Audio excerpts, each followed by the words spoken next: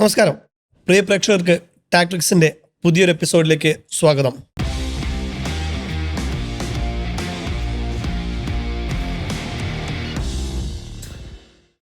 ലോകം മുഴുവൻ ആകാംക്ഷയോടെ കാത്തിരിക്കുന്ന ആഷസ് ടെസ്റ്റ് പരമ്പരയ്ക്ക് നാളെ തുടക്കമാവുകയാണ്.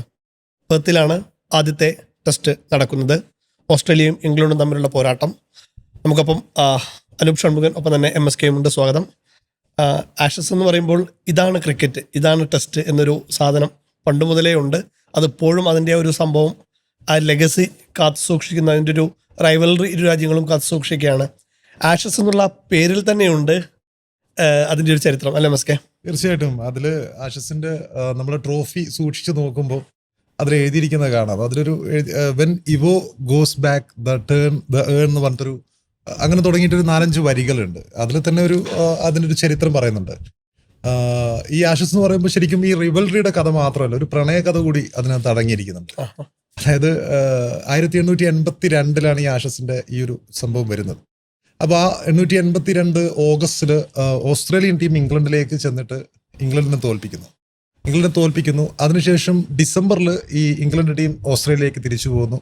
അപ്പോൾ ഇംഗ്ലണ്ട് തോൽപ്പിക്കുന്ന സമയത്ത് ഇംഗ്ലീഷ് ക്രിക്കറ്റ് മരിച്ചു എന്നൊക്കെ പറഞ്ഞിട്ട് ഇംഗ്ലണ്ടിലെ അതായത് ഓസ്ട്രേലിയൻ ടീം ഇംഗ്ലണ്ടിൽ വന്നിട്ടാണ് ഇംഗ്ലണ്ടിനെ പരാജയപ്പെടുത്തുന്നത്. അപ്പം ഇംഗ്ലണ്ടിലെ പത്രങ്ങളൊക്കെ ഭയങ്കരമായിട്ട് അതിനെ വിമർശിച്ചു. അതായത് ഇംഗ്ലണ്ട് ടീം മരിച്ചിരിക്കുന്നു, ചാരം കടലിൽ ഒഴുക്കുന്നൊക്കെ പറഞ്ഞിട്ട് അങ്ങനെയുള്ള ടൈറ്റിലോട് കൂടിയിട്ടൊക്കെ അതിനെ വിലയിരുത്തുകയുണ്ടായി. അപ്പോൾ ഡിസംബറിൽ ഈ ഇംഗ്ലണ്ട് ടീം ഓസ്ട്രേലിയയിലേക്ക് പോകുന്ന സമയത്ത് ഇവോ ബ്ലേക്ക് എന്നുള്ള ക്യാപ്റ്റനായിരുന്നു ഇംഗ്ലണ്ടിൻ്റെത്. അപ്പോൾ പുള്ളിയുടെ മുമ്പിലുള്ള ഏറ്റവും വലിയ ടാസ്ക് എന്നുള്ളത് ഓസ്ട്രേലിയയിൽ ചെന്നിട്ട് ഓസ്ട്രേലിയനെ തകർക്കണം എന്നുള്ള ഒറ്റ ആഗ്രഹം മാത്രമേ ഉണ്ടായിരുന്നുള്ളൂ. കാരണം അതിനു മുമ്പ് ഓസ്ട്രേലിയ ഇംഗ്ലണ്ടിൽ വന്നിട്ട് ഇംഗ്ലണ്ടിനെ തകർത്തിരിക്കുകയാണ്. അത്രയും വിമർശനങ്ങൾക്ക് നടുവിൽ ഇങ്ങനെ നിൽക്കുന്ന ഒരു സമയമാണ്. അങ്ങനെ ഡിസംബറിൽ ഇദ്ദേഹവും ടീമും കൂടിയിട്ട് ഓസ്ട്രേലിയയിലേക്ക് പോകുന്നു. 2-1 പരമ്പര നേടുന്നു. പരമ്പര നേടിയ സമയത്ത് അവിടെയുള്ള മെൽബണിൽ ഒരു കളി ഉണ്ടായിരുന്നു. മെൽബണിലെ കളി കഴിഞ്ഞപ്പോൾ ഈ മൂന്നാം ടെസ്റ്റിൽ ഉപയോഗിച്ച ഈ ബെയിൽസ് കത്തിച്ചിട്ട് അതിന്റെ ചാരം ഒരു 15 സെന്റിമീറ്ററിൽ ഒരു കുടത്തിൽ വെച്ചിട്ട് ഈ ഫ്ലോറൻസ് മർഫി എന്നുള്ള ഒരു ലേഡിയും അവരുടെ സുഹൃത്തുക്കളും ചേർന്ന് ഇംഗ്ലണ്ട് നായകന് കൊടുക്കുന്നു, ഇവോൺ ബ്ലേക്കിന് കൊടുക്കുന്നു. അപ്പൊ അതിൽ എഴുതിയിരിക്കുന്ന ഇവോ എന്നുള്ള സംഭവം അതിനകത്ത് എഴുതിയിരിക്കുന്ന വാക്കുകൾ അതാണ്. ഇവോ എന്നുള്ളത് ഈ ക്യാപ്റ്റനാണ്. അപ്പോൾ അത് കഴിഞ്ഞിട്ട് അതിനുശേഷം ഈ ഫ്ലോറൻസ് മർഫിയും അതായത് ഇംഗ്ലീഷ് ക്യാപ്റ്റനായ ഇവോൺ ബ്ലേക്കും തമ്മിൽ പ്രണയത്തിലാവുന്നു. പിറ്റേ വർഷം അവർ കല്യാണം കഴിക്കുന്നു. പിന്നെയും അതിനുശേഷം 1927, അതായത് ഇവൻ മരിച്ചതിന് ശേഷം ഈ ഫ്ലോറൻസ് മർഫി ആ ഒരു ഓർമ്മയ്ക്കുള്ള ചെപ്പ് ഉണ്ടല്ലോ, ഈ അതായത് ആ ബെയിൽസ് കത്തിച്ച ആഷസ് ഉള്ള ഓർമ്മയ്ക്കുള്ള ചെപ്പ് ഈ MCCക്ക് കൊടുക്കുന്നു. അങ്ങനെ അതിനുശേഷം ഇതിങ്ങനെ കൊടുക്കുന്ന ഒരു ഇതായിട്ട് വരും. അങ്ങനെ ഒരു ആഷസിന്റെ ഒരു ക്യാപ്റ്റൻ, അതായത് ഇംഗ്ലീഷ് നായകനും ഓസ്ട്രേലിയൻ ലേഡിയും തമ്മിൽ ഒരു പ്രണയത്തിന്റെ കഥ കൂടി ഇതിനകത്തുണ്ട്. പിന്നെയുള്ളത് ആഷസിന്റെ ചരിത്രം എന്ന് പറയുമ്പോൾ ഒരുപാട് റിവൽറി നമുക്കറിയാം. ചരിത്രത്തിലെ ഏറ്റവും പ്രധാനപ്പെട്ട പല മാച്ചുകളും പല തീരുമാനങ്ങളും ക്രിക്കറ്റിലെ പല തീരുമാനങ്ങളും ഉടലെടുക്കാൻ പോലും കാരണമായിട്ടുള്ള മത്സരങ്ങളൊക്കെ ആഷസിൽ ഉണ്ടായിട്ടുണ്ട്. ആഷസ് കൊണ്ട് പല നിയമങ്ങളും ഉണ്ടായിട്ടുണ്ട്. തീർച്ചയായിട്ടും 1932-33 ഘട്ടത്തിലാണ് ബ്രാഡ്മാനെയും സംഘത്തെയും പരാജയപ്പെടുത്താൻ വേണ്ടിയിട്ട് ബോഡി ലൈനിൽ പന്തെറിയുക, അതായത് ശരീരത്തിലേക്ക് പന്തെറിയുക. ബ്രാഡ്മാന്റെ ഒരു ഇന്നിങ്സ്, ബ്രാഡ്മാൻ ലോകത്തിലെ ഏറ്റവും മികച്ച ബാറ്റ്സ്മാനാണ്. 99.94 എന്നുള്ള ഏറ്റവും കൂടുതൽ റൺസ് നേടിയ താരമാണ്. അത്രയും ഒരു ക്രിക്കറ്റിലെ ഇതിഹാസമാണ്. അപ്പൊ അദ്ദേഹത്തെ തടയിടാൻ വേണ്ടിയിട്ട് ആ സമയത്ത് ഇംഗ്ലീഷ് ക്രിക്കറ്റ് ആവിഷ്കരിച്ചൊരു തന്ത്രമായിരുന്നു ബോഡിക്ക് നേരെ എറിയുക, ശരീരത്തിന് നേരെ എറിയുക, അവരെ എറിഞ്ഞു വീഴ്ത്തുക എന്നുള്ളൊരു തന്ത്രം. അതിനുശേഷമാണ് ഈ ബൗൺസറുകൾ ഇത്രയൊന്നും പാടില്ല എന്നുള്ള നിയമമൊക്കെ ഉണ്ടായത്.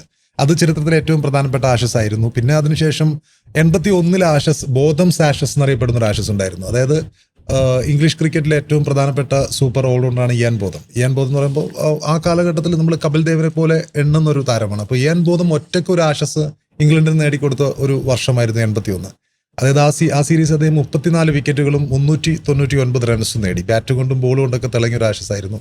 അതിനുശേഷമുള്ളത് 93 ആഷസാണ് നമ്മുടെ ഷെയ്ൻ ബോണിന്റെ വിഖ്യാതമായ നൂറ്റാണ്ടിലെ പന്ത് എറിയപ്പെട്ട ആഷസ്.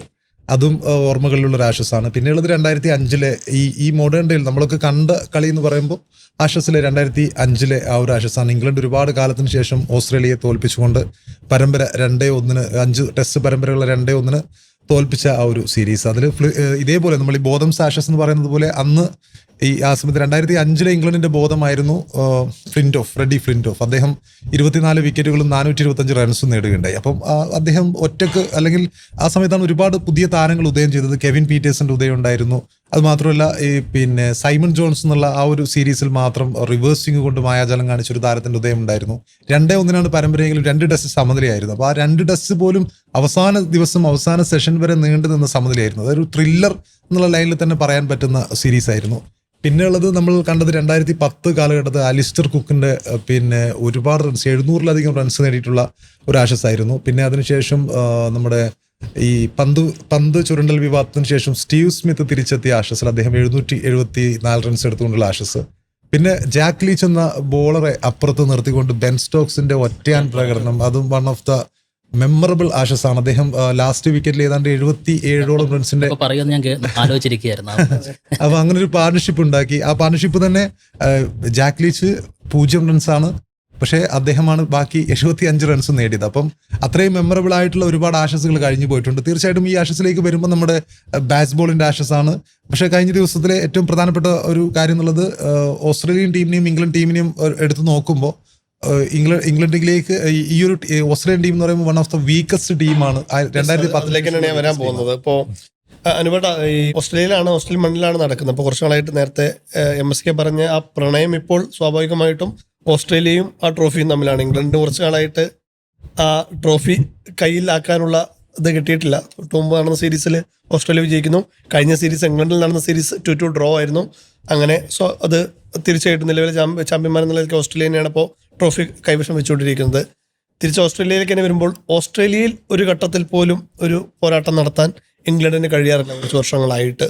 ഇപ്പോൾ നാളെ നടക്കാൻ പോകുന്ന പെർത്തിലാണെങ്കിൽ പോലും 13 ടെസ്റ്റുകളിൽ ആകെ ഒരു മത്സരം മാത്രമാണ് ഇംഗ്ലണ്ട് ജയിക്കാൻ കഴിഞ്ഞത്. അത് 1978 അവസാനം പെർത്തിൽ ജയം ജയിക്കുന്നത് എന്നുള്ളത് കൂടിയുണ്ട്. പിന്നെ അത് വാക്കയിലായിരുന്നു. ഇത് പുതിയ സ്റ്റേഡിയത്തിനകത്താണ് എന്നുള്ള വ്യത്യാസമേ ഉള്ളൂ. എന്നിരുന്നാൽ പോലും ഏത് തരത്തിലായിരിക്കും ഇംഗ്ലണ്ടിൻ്റെ ഒരു ഭീഷണി ഉണ്ടാവാൻ പോകുന്നത്? ഓസ്ട്രേലിയ പ്രത്യേകിച്ച് ഹേസൽവുഡും കമിൻസും ഇല്ലാത്തൊരു ഓസ്ട്രേലിയയാണ് ആദ്യ ടെസ്റ്റിൽ എന്നുള്ളതും. പെർത്തിലെ കാര്യം തന്നെ പറഞ്ഞു തുടങ്ങാം. പെർത്തിലേക്ക് വരുമ്പോൾ തീർച്ചയായിട്ടും പേസ് ബോളിങ്ങിനെ തുടയ്ക്കുന്നു എന്ന് പറയുന്ന ഘട്ടത്തിൽ ഓസ്ട്രേലിയക്ക് എന്താണ് തിരിച്ചടിയെന്ന് ചോദിച്ചാൽ അവരുടെ സ്ഥിരം ക്യാപ്റ്റൻ പാറ്റ് കമ്മിൻസ് ഇല്ല, ഒപ്പം ഹേസൽവുഡും ഇല്ല. ആ 2 തീപ്പൊരികളായിട്ടുള്ള ബൗളർമാരില്ല. മറിച്ച് ഉത്തരവാദിത്തങ്ങൾ മുഴുവൻ സ്റ്റാർക്കിൻ്റെ ചുമലിലേക്ക് വരുന്നു എന്നുള്ളതാണ് ഒരു കാഴ്ച. നേരെ മറിച്ച് മറുഭാഗത്ത് ജോഫ്ര ആർച്ചറും മാർക്ക് വുഡും കളിക്കുമെന്നുള്ള കാര്യങ്ങളും വരുന്നുണ്ട്. ഏതാണ്ട് 2020 ശേഷം ഇരുവരും ആദ്യമായിട്ടൊരു ടെസ്റ്റിലേക്ക് ഒരുമിച്ച് വരുന്നു എന്നുള്ളൊരു അഡ്വാൻറ്റേജ് ഇംഗ്ലണ്ടിനുണ്ട് സംബന്ധിച്ച്. ഇനി അവസാന 10 ടെസ്റ്റ് ആഷസ് പരമ്പരകൾ എടുത്തു കഴിഞ്ഞാൽ അവിടെ 4-4 രണ്ടുപേരുടെയും വിജയ കണക്കെന്ന് പറയുന്നത്. 2 പരമ്പരകൾ സമനിലയിലുമായിട്ടുണ്ട്. പക്ഷേ അവസാനത്തെ ഓസ്ട്രേലിയയിലെ പെർഫോമൻസ് നോക്കുകയാണെങ്കിൽ ഇംഗ്ലണ്ട് നേരത്തെ പറഞ്ഞതുപോലെ ഏറെ നാളായിട്ടുണ്ട് അവിടെ മത്സരങ്ങൾ ജയിച്ചിട്ട്. കഴിഞ്ഞ തവണ പരമ്പരയിൽ 4-0 തകർന്നടിഞ്ഞു പോയവരാണ് ഇംഗ്ലണ്ടുകാർ. ഓസ്ട്രേലിയ ആകട്ടെ അവസാന 6 പരമ്പരകൾ സ്വന്തം നാട്ടിൽ തോറ്റിട്ടില്ല, ആഷസിലെ പരമ്പരകൾ എന്ന് പറയുന്നത്. മാത്രമല്ല അവസാനം കളിച്ച 18 ടെസ്റ്റുകളിൽ 15 ജയം നേടിയിട്ട് നിൽക്കുന്ന ടീമാണ് ഓസ്ട്രേലിയ. ഇനി ഓസ്ട്രേലിയക്ക് ആര് ഉണ്ട് ഇല്ല എന്നുള്ളതല്ല അവരുടെ പ്രശ്നം, അവരുടെ മികവെന്ന് പറയുന്നത്. ആരെങ്കിലും ഒരാൾ അവരുടെ ദൗത്യം ഏറ്റെടുക്കും എന്നുള്ളതാണ് മെന്റാലിറ്റിയാണ്. അവരുടെ പ്രായോഗിക ക്രിക്കറ്റും ഇംഗ്ലണ്ടിന്റെ പവർ ക്രിക്കറ്റും തമ്മിലുള്ള ഒരു പോരാട്ടമായിരിക്കും ഇതെന്നാണ് വിലയിരുത്തപ്പെടുന്നത്. കാരണം ഓസ്ട്രേലിയ പ്രായോഗിക ക്രിക്കറ്റിന്റെ ആൾക്കാരാണ്. അവർക്ക് സാഹചര്യത്തിനനുസരിച്ച് അവർ ഗെയിം മാറ്റും, അവിടെ ഒരാളുണ്ടാകും എന്നുള്ളതാണ്. ഇനി ഇതിലേക്ക് വരികയാണെങ്കിൽ കണ്ടീഷൻസ് പറയുന്നത് പേസ് ബോളിങ്ങിന് അനുകൂലമാണ്, ബൗൺസിന് അനുകൂലമായിട്ടുള്ള പിച്ച് എന്നുള്ളതാണ്. പക്ഷേ അവിടെയും ഇംഗ്ലണ്ട് കഴിഞ്ഞ 3.5 വർഷം കൊണ്ട് ഇംഗ്ലണ്ട് ലോകത്തെ ഏറ്റവും ആക്രമണകാരികളായിട്ടുള്ള ടെസ്റ്റ് ടീമായിട്ട് ഇംഗ്ലണ്ടിനെ വളർത്താൻ ബ്രണ്ടൻ മക്കല്ലത്തിന് കഴിഞ്ഞിട്ടുണ്ട്. അവരുടെ ബാസ്ബോൾ ക്രിക്കറ്റ് തന്നെ പറയുന്നുണ്ട്, ബെൻ സ്റ്റോക്സിന്, അവർ രണ്ടുപേരും ചേർന്നിട്ട് ഒരു ഡുവോ എന്ന് പറയുന്നത്. മാത്രവുമല്ല അവരെ സംബന്ധിച്ചും അവരുടെ കരിയറിൽ അടയാളപ്പെടുത്താൻ പോകുന്ന ഇതുവരെ നേടിയിട്ടുള്ള എന്തെങ്കിലും നേട്ടങ്ങളുണ്ടെങ്കിൽ പോലും അതിനപ്പുറത്തേക്ക് കരിയറിൻ്റെ അവസാന ഘട്ടത്തിൽ ഒരുപക്ഷെ ഭാവിയിൽ ചർച്ച ചെയ്യപ്പെടാൻ പോകുന്നൊരു പരമ്പരയായിരിക്കും ഇത്.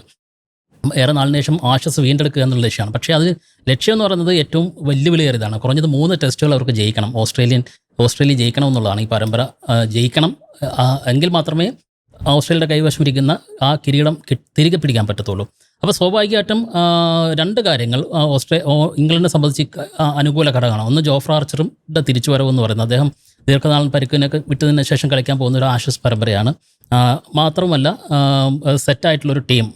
മറുഭാഗത്ത് 2 പുതുമുഖങ്ങളെ ഓസ്ട്രേലിയ പരീക്ഷിക്കാൻ പോകുന്നു. ഓപ്പണിങ്ങിലേക്ക് ഒരു പുതിയ താരം വരുന്നുണ്ട്. കഴിഞ്ഞ ഷെഫീൽഡ് ഷീൽഡിൽ ഏറ്റവും കൂടുതൽ റൺസ് നേടിയിട്ടുള്ളൊരു താരം. ഒപ്പം പേസ് ബോളറായിട്ടുള്ള ഡഗൌട്ട് എന്ന് പറയുന്ന താരവും കൂടെ വരുന്നുണ്ട്.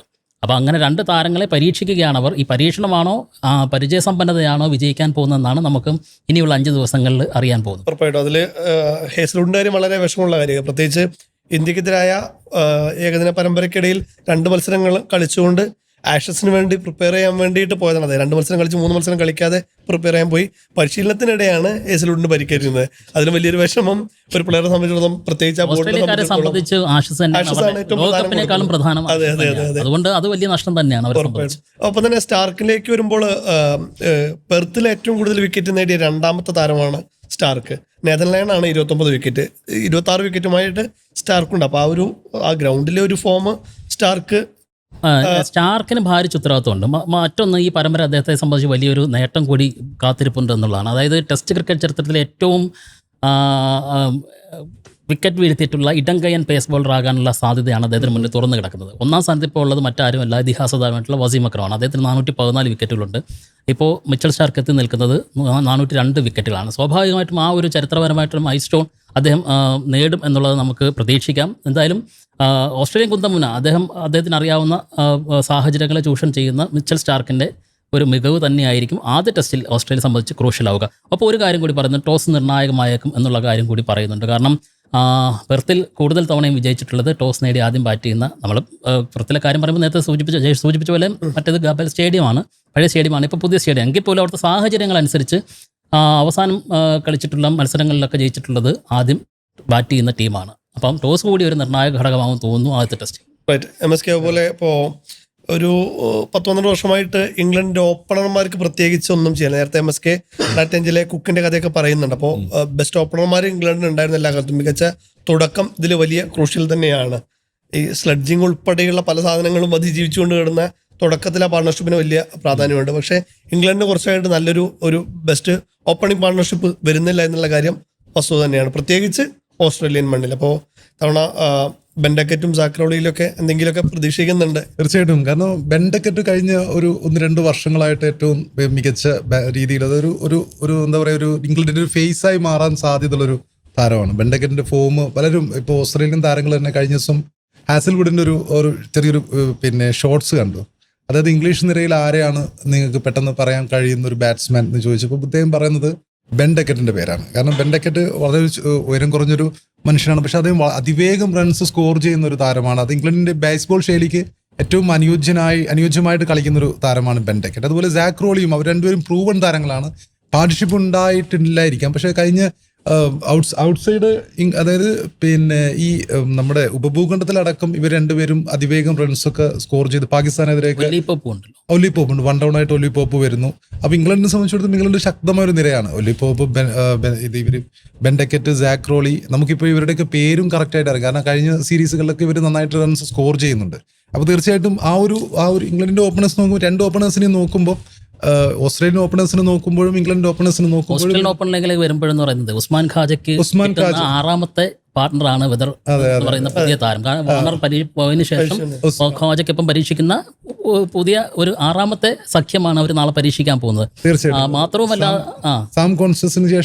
ശേഷമുള്ള അതെ. അപ്പം ഓസ്ട്രേലിയ അവിടെ പരീക്ഷണങ്ങൾ തുടരുകയാണ്. മറുഭാഗത്ത് ഉറച്ചൊരു ഓപ്പണിംഗ് പാർട്ണർഷിപ്പ്. അതെ, അവർ കഴിഞ്ഞ 2-3 സീസണായിട്ട് ഇവർ രണ്ടുപേരും സ്റ്റിക്കാണ്, അത് സ്റ്റിക്ക് ഓൺ ചെയ്തിട്ട് നിൽക്കുകയാണ്. സാക് റോളി, ബെൻഡക്കറ്റ് എന്ന് പറയുമ്പോൾ അവർ കുഴപ്പമില്ലാതെ പെർഫോം ചെയ്യുന്നതാണ് പ്രതീക്ഷ. മറുവശത്ത് ഉസ്മാൻ ഖ്വാജനെ കുറിച്ച് പറയുമ്പോൾ അദ്ദേഹത്തിന്റെ ഒരു പക്ഷേ ഈ അവസാനത്തെ ആഷസ് ആയിരിക്കാനുള്ള സാധ്യതയുണ്ട്. ഈ ആഷസിന് ശേഷം വിരമിക്കാനുള്ള എല്ലാ സാധ്യതയുണ്ട്. 38-39 വയസ്സായി. അപ്പം അങ്ങനെ നോക്കുമ്പോൾ ഉസ്മാൻ ഖ്വാജക്കും മുകളിലാണ് കുറച്ചുകൂടി സമ്മർദ്ദം ഉള്ളത്. ഇവർക്ക് ഇംഗ്ലണ്ടിൽ ഇംഗ്ലണ്ടിന്റെ ബാറ്റിംഗ് നിര നോക്കുമ്പോൾ അതിനുശേഷം ഒല്ലി പോപ്പ് വരുന്നു, ജോ റൂട്ട് വരുന്നു, ബെൻ സ്റ്റോക്സ് അടക്കമുള്ള ആൾക്കാർ, ഹാരി ബ്രൂക്ക് ഉണ്ട്. അപ്പൊ ഹാരി ബ്രൂക്കൊക്കെ ഇപ്പം നമ്മളിപ്പം കൊട്ടിഘോഷിക്കുന്ന ബാസ്ബോൾ ശൈലിയുടെ ഏറ്റവും വലിയ പ്രാണേതാക്കളാണ് ഈ ഹാരി ബ്രൂക്കും ബെൻഡക്കറ്റും സാക് റോളിയൊക്കെ. അവര് ഒരു 100 പന്ത് നേരിടുകയാണെങ്കിൽ മിനിമം ഒരു 80 to 90 റൺസ് എങ്കിലും അവർ എടുക്കുന്നുണ്ട്. അപ്പോൾ അതൊരു പ്ലസ് പോയിന്റ് ആണ്.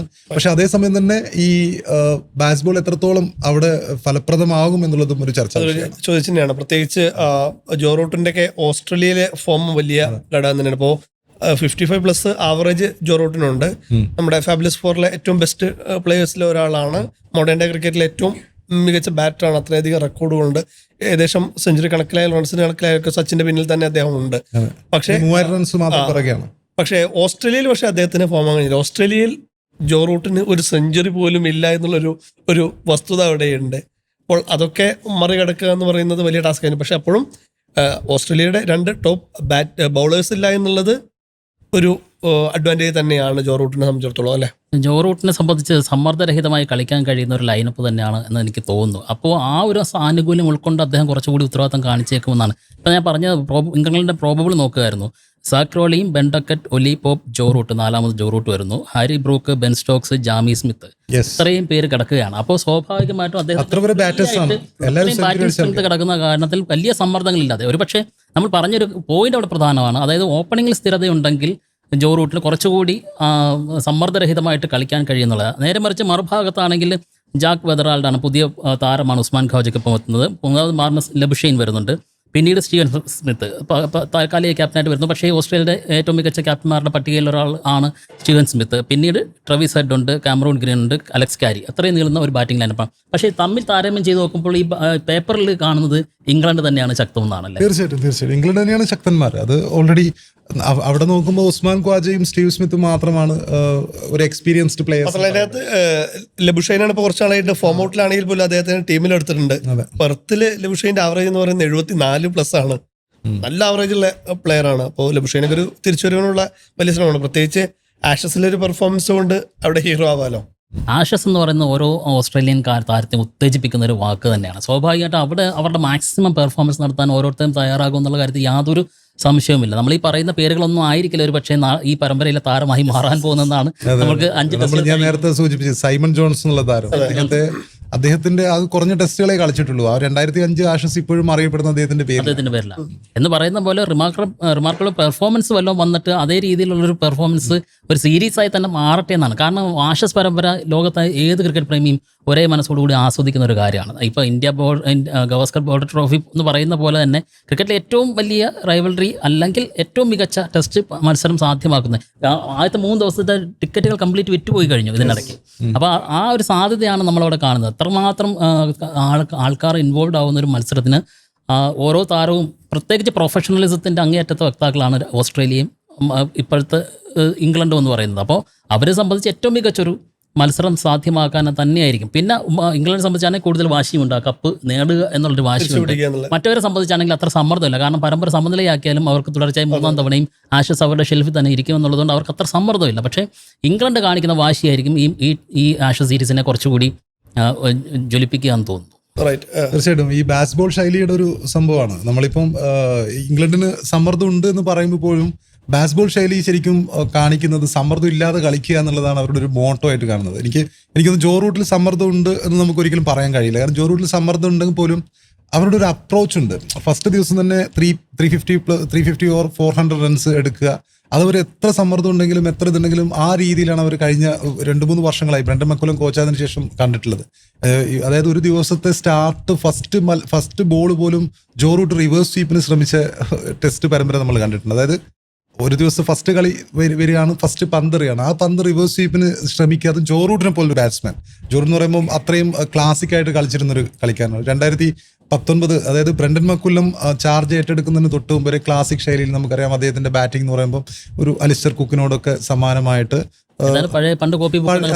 അതെ പഴയ ടെസ്റ്റ് കളിക്കുന്ന ഒരു ബാറ്റ്സ്മാൻ ആയിരുന്നു. പക്ഷേ ബ്രണ്ടൻ മക്കുല്ലം അധികാരം ഏറ്റതിനു ശേഷം കോച്ചായതിനു ശേഷം അദ്ദേഹത്തിന്റെ ശൈലി അപ്പാടെ മാറിയൊരു ശൈലി നമ്മൾ കണ്ടിട്ടുണ്ട്. അപ്പോൾ ഒരു സമ്മർദ്ദങ്ങൾക്കുണ്ടെങ്കിലും അവര് നമ്മുടെ ഈ കർണൻ, നെപ്പോളിയൻ, ഭഗത് സിംഗ് ആ ഒരു ഡയലോഗ് ഉണ്ടല്ലോ, അപ്പോൾ പൊരുതി തോറ്റാൽ പോട്ടെന്ന് വെക്കുന്നുള്ള ഒരു ലൈൻ ഉണ്ടല്ലോ. അപ്പോൾ ആ ഒരു ലൈന് തന്നെയാണ് ഈ മക്കുല്ലത്തിന്റെ മക്കുല്ലത്തിന്റെ ധൈര്യത്തിന് ഞാൻ ഇപ്പോഴും വിലമതിക്കുന്ന ഒരു കാര്യം എന്ന് വെച്ചാൽ 2015 ഫൈനലാണ്, ഏകദിന ഫൈനലാണ്. അദ്ദേഹത്തിനായിരുന്നു എല്ലാ പ്രതീക്ഷയും. പക്ഷെ അദ്ദേഹം വന്നിട്ട് ആദ്യ പന്ത് തന്നെ 6 അടിക്കാനാണ് നോക്കുന്നത്. അദ്ദേഹം വളരെ വേഗത്തിൽ പോവുകയും ചെയ്തു. ന്യൂസിലൻഡ് ചുരുങ്ങിയ സ്കോറിൽ പുറത്തായി, അവരുടെ ലോകകപ്പ് നഷ്ടവും. പക്ഷെ അദ്ദേഹത്തിന്റെ ആറ്റിറ്റ്യൂഡ് മാറിയിട്ടില്ല. അദ്ദേഹം കളിപ്പിക്കുകയാണ് അതേ ശൈലി തന്നെ അല്ലേ? അതെ തീർച്ചയായിട്ടും. ആ ഒരു അദ്ദേഹത്തിന്റെ അവസാനത്തെ ടെസ്റ്റ് ഓർമ്മയുണ്ടല്ലോ, അതായത് അവസാന ടെസ്റ്റിലാണ് അദ്ദേഹം ടെസ്റ്റ് ക്രിക്കറ്റിലെ ഏറ്റവും വേഗമേറിയ സെഞ്ചുറി അടിച്ചിട്ടാണ് വിട പറയുന്നത്. അപ്പം അതാണ് ആ ഒരു ശൈലി. ആ ശൈലി കൃത്യമായും ഇംഗ്ലണ്ടും ബെൻ സ്റ്റോക്സും അത് അഡാപ്റ്റ് ചെയ്തിട്ടുണ്ട്. പക്ഷെ അത് പല മത്സരങ്ങൾ മെയിൻലി പ്രശ്നം എന്ന് വെച്ചാൽ ഇംഗ്ലണ്ട് ഒരുപാട് മത്സരങ്ങൾ ഈ കാലയളവിൽ ജയിച്ചിട്ടുണ്ട്, തോറ്റിട്ടുണ്ട്. പക്ഷെ സമനിലകൾ കുറവാണ്.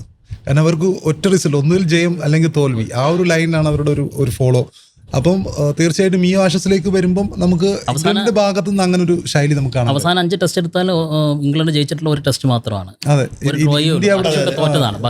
ഇന്ത്യ അവിടെ ചെന്ന് 2-2 സമനില പിടിക്കേണ്ടത്. അപ്പം ഇനിയിപ്പോൾ ഒരു പ്രവചനത്തിലേക്ക് അവസാനമായിട്ട് പോവുകയാണെങ്കിൽ പെർത്തിലെയും ഒപ്പം തന്നെ ഒരു സീരീസിലെയും പ്രവചനം എങ്ങനെയാണ് കാണുന്നത്? പെർത്തിലെന്നല്ല, ഈ സീരീസ് ഒരു പക്ഷേ ഓസ്ട്രേലിയക്ക് അനുകൂലമായി തന്നെ നിൽക്കാനാണ് സാധ്യത. ചരിത്രം പറയുന്നത്, സ്റ്റാറ്റിക്സ് പറയുന്നതും നമുക്ക് പ്രതീക്ഷിക്കാൻ സാഹചര്യങ്ങൾ കൊണ്ടും എനിക്ക് തോന്നുന്നത് ഓസ്ട്രേലിയക്ക് ഒപ്പം തന്നെ ഈ സീരീസ് നിൽക്കുന്നതാണ്. അല്ലെങ്കിൽ അതിന് അത്ഭുതകരമായിട്ടുള്ളൊരു പെർഫോമൻസ് വേണം. പക്ഷേ അത് ഇംഗ്ലണ്ടിനെ അലട്ടുന്ന ഒരു സാഹചര്യമാണ് 3 ജയങ്ങൾ നേടുക എന്നുള്ളത്. അപ്പോൾ ആ ഒരു വാശിയിൽ അവർ കളിച്ചാൽ മാത്രമേ അതുകൊണ്ട് ഫലമുള്ളൂ. നേരെ മറിച്ച് അനുകൂലമായിട്ടുള്ള സ്വന്തം മണ്ണിൽ കളിക്കുന്ന ഓസ്ട്രേലിയ ഈ പരമ്പര നേടും തന്നെയാണ് എനിക്ക് തോന്നുന്നത്. ഞാൻ ഇംഗ്ലണ്ട് നേടുമെന്നാണ് പറയുന്നത്. കാരണം ഇംഗ്ലണ്ട് അവർക്കതൊരു അവരുടെ നിരയാണ് കുറച്ചുകൂടി ശക്തമായിട്ടുള്ളത്. ബെൻ സ്റ്റോക്സ് കഴിഞ്ഞ പരിക്കിനൊക്കെ ശേഷം തിരിച്ചു വരികയാണ്. അപ്പൊ ഇംഗ്ലണ്ട് ഒരു 3-2 നേടുന്നുള്ള ഒരു പ്രവചനമാണ് ഞാൻ നേടിയാലേ രക്ഷയുള്ളൂ. ഞാനൊരു ഓസ്ട്രേലിയനായിരിക്കും. ഒരു 3-1 ഓസ്ട്രേലിയ അടിച്ചൊരു മാച്ച് ഡ്രോ ഒക്കെ ആവാനുള്ളൊരു സാധ്യതകളൊക്കെയാണ് കാണുന്നത്. പെർത്ത് എന്തായാലും ടൈറ്റ് ആയിരിക്കും. ഓസ്ട്രേലിയക്ക് 2 നല്ല ടോപ്പ് ബൗളേഴ്സ് ഇല്ലാത്തത് ഒരു വലിയ രീതിയിലുള്ള തിരിച്ചടിയായിരിക്കും. പക്ഷെ ബാക്കി മത്സരങ്ങളൊക്കെ പിടിക്കുമെന്നുള്ളത് തന്നെയാണ് മനസ്സിലാക്കുന്നത്. ഇപ്പൊ നമ്മൾ പല പരമ്പര, ഇപ്പൊ ആഷസ്, ഇന്ത്യ പാകിസ്ഥാൻ പരമ്പരകൾ, അല്ലെങ്കിൽ മറ്റ് രാജ്യങ്ങൾ തമ്മിലുള്ള പരമ്പരകൾ, അപ്പോൾ അതിനെ നോക്കുമ്പോൾ ഇന്ത്യ പാകിസ്ഥാൻ പരമ്പരയാണോ അല്ലെങ്കിൽ ആഷസ് പരമ്പരയാണോ ഏറ്റവും ആവേശമുള്ളത്? പാകിസ്ഥാൻ പരമ്പര ഇപ്പോ ഒന്നും നടക്കുന്നില്ല എന്നതാണ്. ആ ഒരു റിവാൽറി ഉണ്ടല്ലോ ഇന്ത്യ പാകിസ്ഥാൻ. അല്ല, ഇന്ത്യ പാകിസ്ഥാൻ ഏഷ്യ കപ്പിൽ മത്സരങ്ങൾ നടന്നു. ഇന്ത്യ പാകിസ്ഥാൻ മത്സരങ്ങളുടെ പ്രശ്നം എന്ന് വെച്ചാൽ നമുക്ക് ടെൻഷനോട് കൂടിയേ കാണാൻ കഴിയും. അതേസമയം ഓസ്ട്രേലിയ ഇംഗ്ലണ്ട് ആഷസ് സീരീസ് എന്ന് പറയുമ്പോൾ കുറച്ച് ആസ്വദിച്ച് കാണാൻ, ഔട്ട്സൈഡ് പാർട്ടീസ് നമുക്ക് കളി ആസ്വദിച്ച് കാണാന്നുള്ളത്. മറുഭാഗത്ത് നമ്മൾ ടെൻഷൻ അടിച്ച് കാണുക എന്നുള്ളതാണ്. ഒരു ഇന്ത്യ പാക് സീരീസ് കണ്ടിട്ട് വർഷങ്ങളായിട്ടുണ്ട് എന്നുള്ള കാര്യം കൂടി മറക്കുന്നില്ല. എങ്കിലും ആശസ് നടക്കട്ടെ, നല്ല മത്സരങ്ങൾ വരട്ടെ. ക്രിക്കറ്റ് ആസ്വാദക എന്ന നിലയിൽ അതല്ലേ നല്ലത്. ഉറപ്പായിട്ടും അതിലെന്നത്തെ ഇന്ത്യ പാകിസ്ഥാൻ കളി വരുമ്പോൾ ഗ്രൗണ്ടിലെ പെർഫോമൻസിനെക്കാൾ അല്ലെങ്കിൽ കളത്തിന് പുറത്തെ കാര്യങ്ങളാണ് നമ്മൾ കൂടുതൽ ചർച്ച ചെയ്യുന്നത്. കൈ കൊടുത്തില്ല, അവിടുത്തെ മറ്റു കാര്യങ്ങൾ, പൊളിറ്റിക്സാണ് നമ്മൾ കൂടുതൽ ചർച്ചയാവുന്നത്. പക്ഷേ ഇവിടെ നമ്മൾ പക്ക പ്രൊഫഷണലിസം തന്നെയാണ്. ഓസ്ട്രേലിയ ഇംഗ്ലണ്ട് വരുമ്പോൾ കളി മാത്രം നമ്മൾ സംസാരിക്കുക. അതിനപ്പുറത്തേക്കൊരു രാഷ്ട്രീയമോ അവിടുത്തെ മറ്റു കാര്യങ്ങളൊന്നും പറയുന്നില്ല. ഇവിടെ 2 രാജ്യത്തെയും പ്രധാനമന്ത്രിമാർ ഏത് രീതിയിലാണ് ഇതിനെക്കുറിച്ച് സംസാരിക്കുന്നത്, മറ്റു മന്ത്രിമാർ ഏതാണ് സംസാരിക്കുന്നത്, ഈ ഹിസ്റ്ററി മൊത്തം തപ്പിയിട്ടുള്ളൊരു പരിപാടിയാണ് നമ്മൾ വരുന്നത്. മറ്റേ നമ്മൾ 32 മുതൽ അല്ലെങ്കിൽ 88 മുതലുള്ള മാച്ചിലെ കണക്കുകൾ വെച്ചാണ് സംസാരിക്കുന്നത്. അതാണ് രണ്ടും തമ്മിലുള്ള വ്യത്യാസമാണ് ഞാൻ മനസ്സിലാക്കുന്നത്. ആഷസിൽ ഏതെങ്കിലും ഫേമസ് മൊമെന്റ്സ് ഓർമ്മയുണ്ടോ? ഏതെങ്കിലും പെട്ടെന്ന് പറയാൻ കഴിയുന്ന? ആ ഫ്ലിൻറ്റ് ഓഫിന്റെ ആ ഒറ്റയാൾ പോരാട്ടം തന്നെയാണ് 2005. ഫ്ലിൻറ്റ് ഓഫ് ഒപ്പം തന്നെ സ്റ്റോക്സ്, അതുപോലൊരു റൺഔട്ട് വിവാദം ഉണ്ടായിരുന്നു. ബെയർസ്റ്റോ സംസാരിച്ച് ക്രീസിൽ പുറത്ത് നടന്നപ്പോൾ ഓസ്ട്രേലിയക്കാര് അദ്ദേഹത്തെ റൺഔട്ട് ആക്കുന്നു. അതിനെതിരെ ഭയങ്കരമായ വിമർശനങ്ങളും മറ്റുമൊക്കെ ഉണ്ടായി. അതാണ് പിന്നെയും അല്പം അതിനുശേഷം മറ്റ് പുറമേയുള്ള ആൾക്കാരൊക്കെ വീണ്ടും അതിനെക്കുറിച്ച് സംസാരിച്ചൊക്കെ ഒരു ഇഷ്യൂ ഒക്കെ വന്നൊരു സംഭവം. ആ ഒരു മൊമെന്റ് തീർച്ചയായിട്ടും എന്റെ മനസ്സിലും പെട്ടെന്നുള്ളത് 2005 ആഷസ് തന്നെയാണ്. കാരണം അതിൽ 5 ടെസ്റ്റുകൾ നമ്മൾ ലൈവായിട്ട് കണ്ടാണ്. കാരണം വേറെ നാളിന് ശേഷം ഇംഗ്ലണ്ട് ജയിക്കുന്ന ഒരു ആശ്വാസമാണ്. പല കാര്യങ്ങൾ കൊണ്ടുള്ള, കാരണം 90കളിൽ മൊത്തം ഇംഗ്ലണ്ടിനെ തകർത്തടിച്ചുകൊണ്ടുള്ള ഓസീസ് മാർക്ക് ടൈലറും സ്റ്റീവും ഒക്കെ ക്യാപ്റ്റനായിട്ടുള്ള സമയം. ആ സമയത്ത് മൈക്കൽ ലാതേട്ടനൊക്കെ ആയിരുന്നു ഇംഗ്ലണ്ടിന്റെ ക്യാപ്റ്റൻ. അപ്പോൾ ആ സമയത്ത് ഇംഗ്ലണ്ടിനെ തകർത്തുകൊണ്ടുള്ള ഒരു സമയത്ത് ഇംഗ്ലണ്ട് തകർക്കല്ല, പൊരുതാൻ പോലും പറ്റുന്നുണ്ട്. അതെ, പൊരുതാൻ പോലും, നേരെ നിൽക്കാൻ പോലും പറ്റാതെ ഇംഗ്ലണ്ട് തിരിച്ചു വന്ന ഒരു ടെസ്റ്റ് പരമ്പര നോക്കുമ്പോൾ 2005 ഇതാണ്. പിന്നെ ഒരു എടുത്തു പറയേണ്ട ഒരു പെർഫോമൻസ് ഇപ്പം ബെൻ സ്റ്റോക്സിന്റെ പറഞ്ഞതുപോലെ മിച്ചൽ ജോൺസന്റെ 2013 പന്തുകൾ നമ്മുടെ ഓർമ്മയിലുണ്ട്. അദ്ദേഹത്തിന്റെ മുന്നിൽ ഇംഗ്ലണ്ട് തകരുന്നൊരു കാഴ്ച ഉണ്ടായിരുന്നു. അപ്പം ഒരു സ്റ്റാൻഡ് ഔട്ട് പെർഫോമൻസ് എന്നുള്ളവർക്കും മിച്ചൽ ജോൺസിനെയും ഈ ആഷസിനെ പറ്റി പറയുമ്പോൾ നമ്മൾ തീർച്ചയായിട്ടും ഓർക്കേണ്ടിയിരിക്കുന്നു. ഒരു കാര്യം കൂടി പറഞ്ഞു ചേർത്താൽ, നാളെ അരങ്ങേറാൻ പോകുന്ന ഓപ്പണർക്ക് പ്രായം 31 വയസ്സ് കഴിഞ്ഞിട്ടുണ്ട്. ആ ബൗളർക്ക് ഡഗൌട്ടിനും പ്രായം 31. ഓസ്ട്രേലിയക്കാരെ സംബന്ധിച്ച് 31 എന്ന് പറയുന്നത് അവരുടെ ചെറുപ്പമാണെന്ന് തോന്നുന്നു. അല്ല, അവരുടെ അല്ല, ഇപ്പം 37 വയസ്സായി. മറ്റേ മിച്ചൽ സ്റ്റാർക്ക് ഇറങ്ങിയിരുന്ന പ്രായം വളരെ ലേറ്റ് ആയിട്ടാണല്ലോ 33 അത്തരത്തിലുള്ള ഒരുപാട് എന്തായാലും ഒരുപാട് മൊമെന്റുകൾ ഇപ്പൊ നമ്മൾ പറഞ്ഞ പോലെ തന്നെ ഒരുപാട് മൊമെന്റുകൾ ഇനി ചെയ്യുന്നുണ്ട് ഉറപ്പായിട്ടും. 5 മത്സരങ്ങളിലും വളരെ വാശിയേറിയ ആവേശകരമായ സെഷനുകളാണ്. മറ്റേ നമ്മളൊരു മത്സര ഫലമാണ് നോക്കുന്നത്. ഇത് ഓരോ സെഷനിലും ആവേശം കുത്തി നിറയ്ക്കുന്ന ഒരു മത്സരത്തിന് തന്നെയാണ് നമ്മൾ കാത്തിരിക്കുന്നത്. പ്രേക്ഷകരും ഒപ്പം തന്നെ ഈ ആഷസുമായി ബന്ധപ്പെട്ട നിങ്ങളുടെ പ്രതീക്ഷകളും പ്രവചനങ്ങളും ഒക്കെ നമ്മുടെ വീഡിയോയ്ക്ക് താഴെ കമന്റുകളായി രേഖപ്പെടുത്തണം. ടൈറ്റിൽസ് അവസാനിക്കുകയാണ്. അടുത്ത ദിവസം വീണ്ടും കാണാം. നമസ്കാരം.